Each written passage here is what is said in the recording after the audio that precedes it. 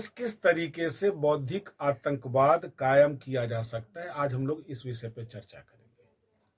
मित्रों, मैं एक घटना का स्मरण आपको कराना चाहूंगा। उत्तर प्रदेश में आज से 3 साढ़े 3 साल पहले एक अखलाक नामक युवक की हत्या हुई थी, जिसका आधार ये था कि उसके यहाँ से शायद गौमांस प्राप्त हुआ था, जिसको लेकर के गांव में उत्तेजना व्याप्त हुई और कुछ लोगों ने उस व्यक्ति की हत्या की। उस हत्या के तुरंत बाद एक बाढ़ सी आई हिंदुस्तान में और तथाकथित प्रबुद्ध वर्ग ने शासन पर दबाव बनाने के लिए उस एक आपराधिक कृत्य को राजनीतिक और धार्मिक रूप देने का प्रयास करते हुए एक अवार्ड वापसी का सिलसिला चालू किया। सवाल ये नहीं है कि उन्होंने अवार्ड वापस किए, सवाल ये भी नहीं है कि एक आपराधिक कृत्य को लेके वापस किए। यहां सवाल क्या उत्पन्न होता है कि अगर उस अपराध से वो वर्ग जिसने अपने अवार्ड वापस किए थे वास्तविक में क्षुब्ध थे, प्रबुद्ध वर्ग को क्षुब्ध होना भी चाहिए।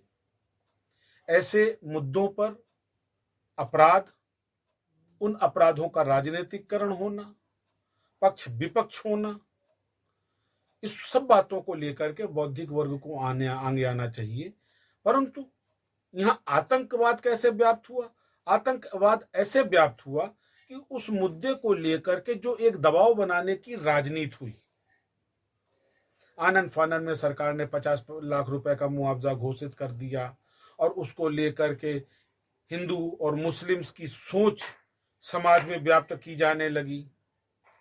क्या साथियों, पालघर कांड पर इस प्रबुद्ध वर्ग को इसी प्रकार आगे नहीं आना चाहिए?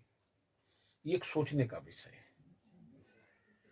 चूंकि उस वर्ग का जो अवार्ड वापसी गैंग जिसको हम कहते हैं, उस गैंग ने इस मुद्दे को इस काबिल नहीं समझा, क्योंकि ये सामान्य दो साधुओं की हत्या थी। जिस प्रकार राज्य सरकार इस मामले को डील कर रही है, इसको लेकर के राजनीति हो रही है, ये सारी चीजें कहीं ना कहीं बौद्धिक आतंकवाद की देन है। एक सुनियोजित योजना के तहत समाज को विघटन करने के लिए, वर्ग विशेष पे दबाव बनाने के लिए, शासन को